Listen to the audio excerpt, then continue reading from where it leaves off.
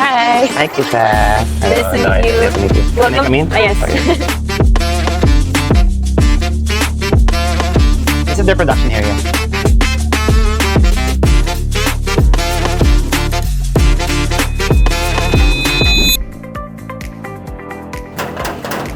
Hi. Hi, Kisha. Hello. Nice to meet you. Nice to meet you. Can I Welcome. come in? Yes. Yeah.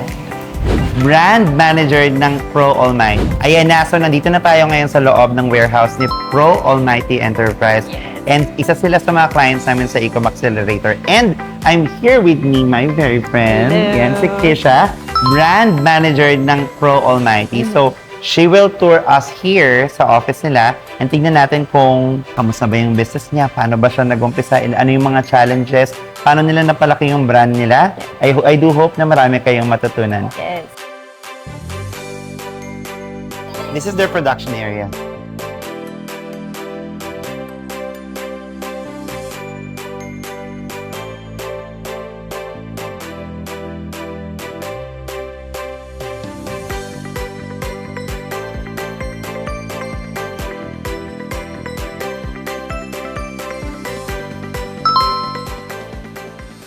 Okay, so si Kesha, ipapresent niya sa atin and showcase niya sa atin yung ilan sa mga produkto and brands that they're holding here sa Pro Almighty. So I'm very, very excited to know more about these products.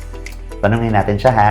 So Kesha, i-demonstrate mo naman sa amin, showcase mo naman sa amin ano yung mga produkto niyo dito sa Pro Almighty and why do you think your customers love your brand? Why do they think like this? Okay. So here sa Pro Almighty, we have 5 brands na personal brand ng mismong company. So we started with Patkins. So ito yung very first brand namin. Ito yung high-end brand namin. So if you're looking for something more potent, something more effective, but it's a little bit on the pricier side. But syempre, sulit na sulit yung Yes. binabayaran natin. Kasi definitely, I can say na effective siya, tsaka napakabango. Yes. And then, yung next brand na release namin is Value Sure. Value So, Sure. this is our Ang dami niyang bestseller. scent. Yes. So, each type of product, meron tayong 3 variants. So, meron tayong fabric conditioners with 3 different variants. Fabric, Yes. okay. And then we have hand soaps. Hand soap? And we have liquid detergents. Yes. Yes. And then we also have, ito yung bagong release natin, Sea Light and Lather. So, ito yung new hand soap brand na a lot of people are really liking kasi yung variants niya, sobrang daming mababangong variants. Meron tayong floral scents and meron din tayong mga fruity variants. So, ayun, dalawang different I wanna smell that. Yes. Actually, kung makikita kayo sa personal, unang tingin nyo pa lang, mukha na talaga siyang mabango. Pinamoy sa akin kayo ni Kisha. Pinamoy mo kayo ni Kisha sa akin. This one, Value itong Sure. body wash, parang gusto ko nang maligo agad-agad. Yun na ano ko, yun na amoy ko, na I love it. And then, ayun, dito sa Value Sure natin, yung one of our best sellers din is our body wash kasi napakabango niya. When you take a shower with this, dumidikit talaga siya sa skin mo, kaya perfume body wash yung tawag namin. Nice. Hindi I na love kailangan perfume body wash. Yes. Nako, ako pa naman, Kisha, grabe ako sa perfume. So, pag naglagay pa ako niyan tapos perfume pa, ewan ko na lang. Yes, napakabango. Pagpasok mo sa room, ikaw na agad yung Oo, mapapansin. di ba? Ganyan. And the good thing about your brand, Kisha, ako yung what do you call that? Yung perception or how you guys can perceive the brand. Ano siya medyo high-end, pero baka naman mahal ko siya in terms of No. like price point. Can you explain to our viewers? Okay, so in terms of price point, so syempre, the reason why we named our brand Value Sure is because Value Sure. as much as it's affordable, napaka-high quality pa rin niya. So, sure na sure po kayo sa value Yun. na binabayaran. Sure na sure sa value na binabayaran nyo. Yes. And well, many people naman these days talaga are, they can. They can pay naman talaga so long as they see the value. Ako palang personally, kita ko yung brand, ando na talaga yung value. Kaya siya tinawag na Value Sure. And yung isa pang brand na parang sister brand or like younger brand okay, younger brand. Value Sure is Baby Sure. Yeah, so this Okay. caters to yung mga new moms, mga may toddlers dyan. Or actually, not only for children, this we market this to people who have sensitive skin. Okay. So, kung naghahanap kayo ng hypoallergenic na liquid detergent or fabric conditioner or sensitive kayo sa mga amoy, you can use our Baby Sure Even products. yung age nila, hindi Yes. yan pang baby or like... Actually, kahit mga matatanda, Okay. mga lolo, lola, since hindi lang naman yung mga babies sensitive, as we grow older, we get more sensitive to a lot of things. Okay. Even yung mga fragrance na mga ginagamit natin. So, yung mga naglalaba. Nice. Pag drying sa kamay, syempre nakaka-affect din yun sa health ng mga mommies or mga lolas dyan. Oh, ayan na. Sa bagay, ang dami kong friends na napaka-sensitive ng skin. So, kung hindi sila okay like for body wash and all, they can use like Baby Sure as another alternative, Yeah. right? So, na-explain na sa atin ni Kisha kanina yung mga bestseller products niya and yung brand that they cater here sa Pro Almighty. Pero, since we are Ecom Accelerator, Kisha, and you are one of our partners, we just wanted to understand more your business. Ano ba to? Paano ba kayo nagsimula sa ganitong business? Can you tell our viewers, So, Kisha? once again, with our issue yun sa pandemic, a lot of our tall manufacturing clients, humina din yung sales nila. So, parang napag-isipan namin na we want to have our own brand. Carry. Yes, our own brand that we will market. Tsaka, we want to have other people trust our brands din. Kasi, syempre, we don't want to just sell products. We want them to experience something that's yun nga, affordable but high quality then at the same time. So, we wanted to have our own project. Legacy brand. Parang gano'n, Yeah, we diba? want to have our own legacy online. When you were starting sa online, did you guys struggle? Kamusta? Was it like super ganda ng panimula or can you take us back, Kisha? Okay. So, when we started sa Shopee, syempre, you're gonna do everything you can to get that first order. Yun yung main problem namin eh. So, syempre you can't have people trust your brand nang walang reviews. So, syempre maghanap ka ng mga ways to start Exactly. that. So, Oo. we started with family. We asked them to order from our shop. That's good. Tas That's good. we That's good strategy. leave reviews para, ayun, makita ng mga tao kung gaano talaga kaganda. Hindi lang bola-bola, syempre. But then, ayun, speaking from their experience talaga, na-enjoy nila yung experience na nakukuha nila sa hand soaps namin. And pati yung sa mga, paglaban ng damit nila, they always say, ang bango yun. Nice. Yung, May testimonials talaga kayo from your Yes. family, no? So, from that, parang nag-expand na siya sa mga, yung mga first-time triers. Normally, we get very good reviews from yung mga first-time users namin, and we feel very blessed na nagiging return buyers sila. Yes, okay. Sa mga produkto na to, Kisha, ano yung pinakaunang pumutok sa experience niyo? So, from our experience, we started with Patkins. Patkins, this one. Yes. So, si Patkins, more on higher-end branch siya, so it's a little bit pricier. So, it didn't skyrocket agad. So, we made yung parang mas budget-friendly but still high-quality na brand, which is Value Sure. Okay. So, Dishwashing liquid din talaga yung pinaka no, or hindi. Yung unang nagpatok is our hand soap. Hand soap. Talaga. Yes. Yun talaga yung pinaka-bestseller natin up until now. Can you show us this one? Yes. This So, one. we have our Value Sure hand soaps. Meron kami yung maliliit na 500 version. version. Okay. 500 ml versions. Nice. Ayan. So, ito yung unang nag-skyrocket online kasi ang daming nag-hoard.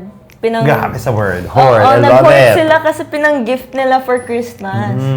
Ganda naman kasi talaga ng packaging niyo. Oh. So, ayun.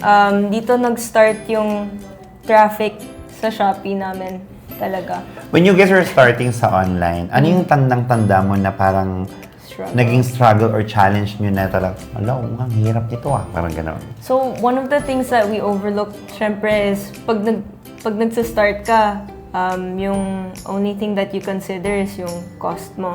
Tapos, sasalpak mo na kagad sa online, hindi mo Naku, maraming ganyang sellers. Yes. Naku, sabi ko sa'yo. Yeah. Oo. Tapos end of the day, like few months after or like, Few months after ma-release mo, but parang stagnant lang, dami ko na nabenta, pero parang same lang yung tawag dyan, yung revenue Returns or and yung profit, return. oo. Parang hindi nagbo-boom. Ba't kaya? Tapos, ayun. pagod yun. Ang dami yung Oo. effort talaga, no? Tapos, maganda naman yung product, maganda naman yung marketing na ginagawa namin. What's missing is that we didn't consider yung ad spending. Okay. And yung mga Other costs. ng yung mga commission ng Shopee Exactly. or ng TikTok shop. So when we overlook that, syempre, there's like a lot of lessons that you learn from that. Sometimes you have to experience Yes. those moments for you to be able to like realize something. Oops, take a break. May kailangan akong ayusin at gawin. Now, Keisha, now that we're understanding your brand better, we just wanted to ask you, Keisha, no, since napansin mo na, ito na yung struggles ninyo, ngayon na-realize nyo, ano yung mga una ninyong dapat i-improve sa operations and marketing?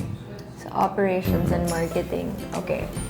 So one of the things that we wanted to improve on is yung content na ginagawa namin or yung pinalalabas namin sa mga social media platform. Kasi as much as you can make so many different content, syempre parang you have to make content that will make people trust your brand. Gusto nila matry yung product mo. Exactly. Yeah. So parang yun yung one of the things that we wanted to improve on. And then syempre yung engagement namin with our buyers. Because we don't want to have yung type of relationship na transactional lang na, I love it. Yeah, bibili lang kami.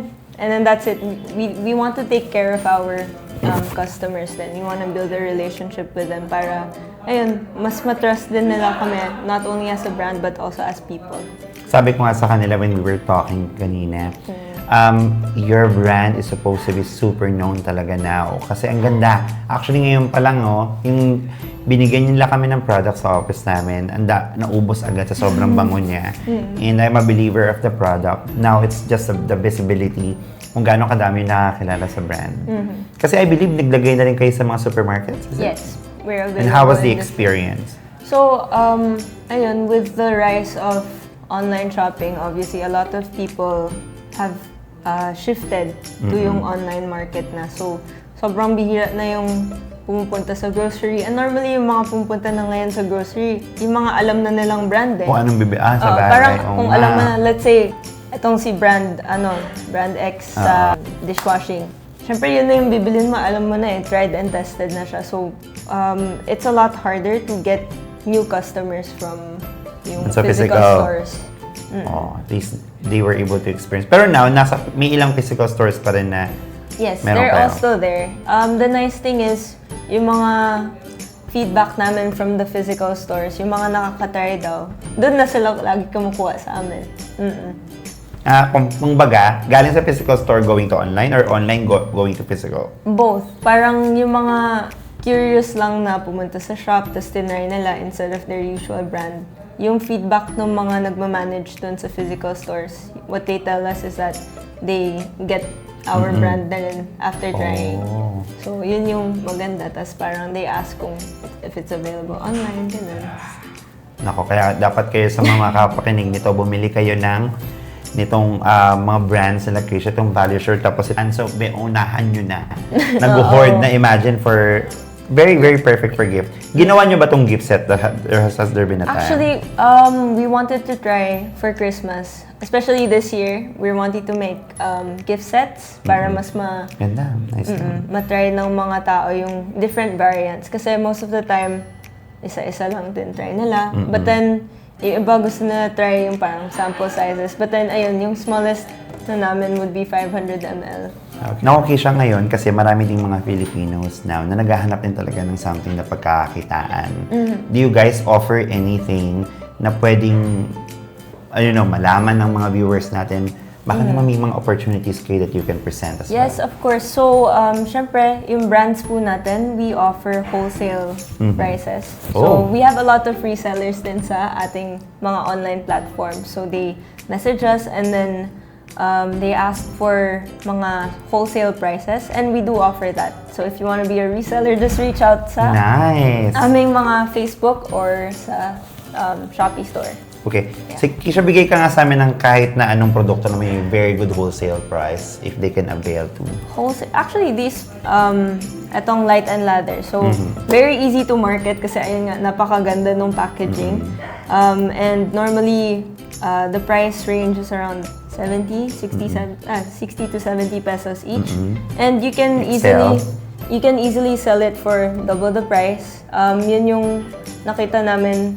Kaya. Yeah. Kaya siya. Kahit mga 150 guys, kaya. There are a lot of resellers who buy from different provinces tapos parang they get it from us ng mga 70 pesos. Tapos binibenta nila dun sa province nila 150, minsan 170 pa nga. Nice, So, nice. you can easily profit 3 times the amount of your capital. Okay, paano ka naman nila makukontak, Risha? Para, Facebook page lang ba kayo or do you guys have any number that you... Okay. This is our number.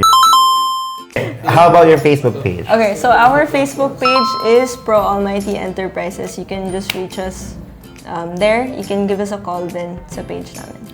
Page, and yun yung pinakamabilis ba? Or like on Shopee and TikTok as well? You can also reach us in Shopee. Yeah, just send us a message and then we'll reply din agad. But if you want a faster or more immediate Facebook page response, talaga. yeah, you just here. Facebook, Yeah. Shopee, Yan TikTok. nyo na sila, i-check nyo na sila. Number.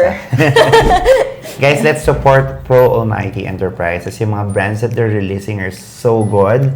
I highly recommend them. Not only because they are one of our clients sa Ecom Accelerator, pero I believe with their advocacies, yung itong ginagawa nila na to na very high-end yung atake, pero very affordable naman ang presyo. Super ganda. And ako personally, naamoy ko ang bango. At tapos, pag nilagay mo pa sa kamay mo, ramdam ko to yung nandun ako sa CR namin. Ang sarap niyang gamitin, nakakaano. Ang tawag sa smooth, moisturizing, ang super smooth, same din for sure kung paano nila ginawa yung mga products nila. And I do believe na kapag ito umabot sa mga bahay ninyo, hindi kayo magsisisi. Thank you. Thank you, okay? Okay, so, guys, i-ano lang namin yung mga story links nila, Keisha, okay? Para mas makita nyo, mas mabilis. Tapos, ilalagay din namin sa description. So, please follow us sa aming YouTube account, my YouTube account, Lloyd Dinasta, and follow us as well here sa Ecom Accelerator. Katulad nga ng lagi namin sinasabi sa Ecom Accelerator, as we always say here at Ecom Accelerator, together we accelerate. Let me introduce to you our very own Terrence D. Hello mga viewers ni Boss Lloyd. Uy, grabe, hindi naman. So again, we are Ecom Accelerator kasi sila Terrence, one of our clients sa Ecom. So we just wanted to ask you, Terrence, paano mo ba kami nakilala sa Ecom Accelerator? And ano yung reason mo bakit, tinouch base mo na kami?